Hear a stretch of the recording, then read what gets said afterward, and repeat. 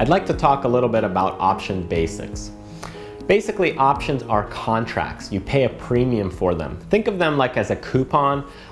With a coupon, just like you normally would have if you go to a fast food place, you get an expiration date normally. They also have a price that you pay for or what you get for it. The same thing with options. It's like a premium. You get this contract that you're able to buy stock or sell stock.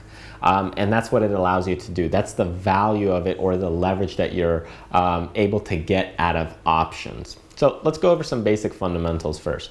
Basically, options control 100 shares. So if you purchase or sell one contract or one option, you're controlling 100 shares of stock. You can't do 150. It's not possible. Basically, if you get two, it's going to be 200 shares. If you get three, it's going to be 300 shares. So it goes in batches of hundreds.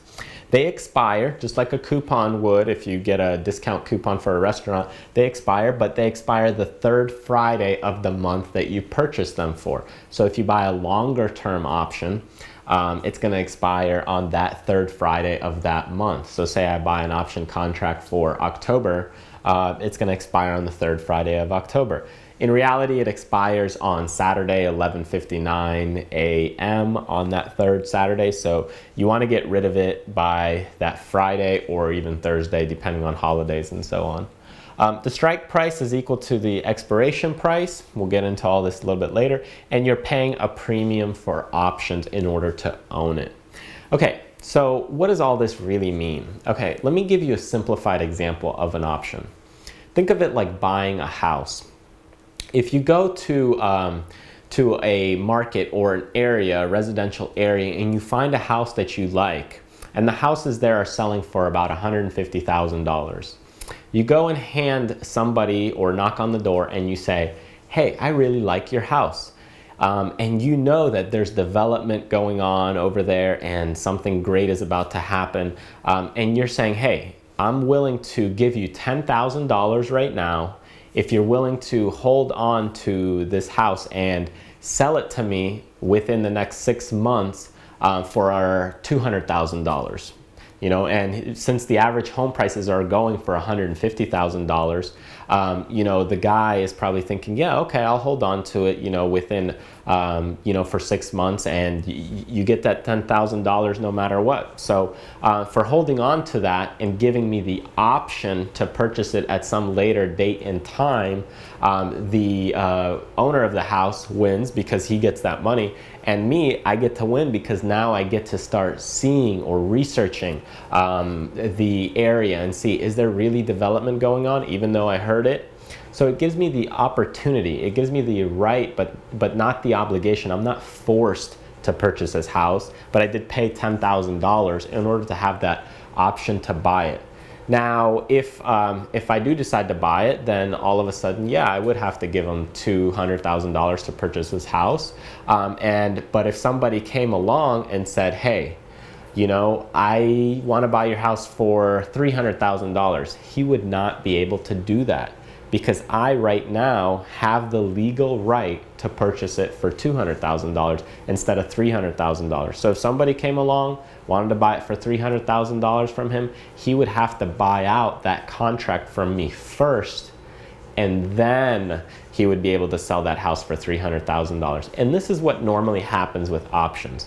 Basically, what happens is that the option actually gets traded and sold versus the stock. You don't really put the stock to somebody or, you know, get the stock by buying calls. Most people just trade the contracts. They trade just like a stock would, except at different prices and different rates, which we could go over in a little bit. But you have two types of options. You have a call and you have a put. The call, think of it, if you bought one call, it would be 100 shares of a certain stock. You're betting that the stock is going to go on the upward pattern, call up. Whereas if you buy a put, you're betting that the stock will go down. You have the right, but not the obligation to put that stock to somebody. So a stock goes down, you bought a put for $70, the stock is at 100, the stock tanks to $20.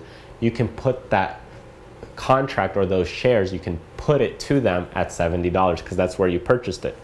So that's what typically what most people do is they might buy protection. That's when you hear those kind of words, I'm buying protection for my stock. So a stock might be trading at 100 and you buy protection at 80 with a put.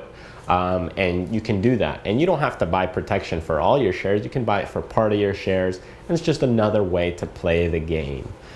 So that's the basics and fundamentals of stock options and calls and puts. That's what they are. We'll go in detail in a little bit more on other sections. But just remember that options are like a coupon. They're a contract.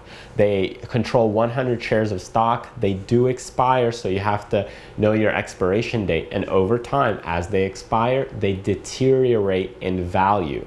Stock, on the other hand, if you hold it for 40 years, does not deteriorate, whereas option contracts do because they do expire. The strike price is the expiration price, so you purchase it, like I mentioned, at hitting that $70 mark, that would be your expiration price. So when you're purchasing option contracts, you say, hey, I want it at 70. So if the stock doesn't hit those levels, then you don't get fulfilled, or you don't get that right to be able to purchase that stock, okay? And you pay a premium for it. So you're basically paying it for a contract to have that right, to be able to say, hey, if I bought a call at 100, but the stock is trading at 50, and I buy the calls at 100, then you have to wait until that stock reaches $100 or more. If it went to $200, you can buy the stock for $100 because you have that right. You have the right to purchase it at $100. Even if the stock is $200, $300, you can still buy it at $100.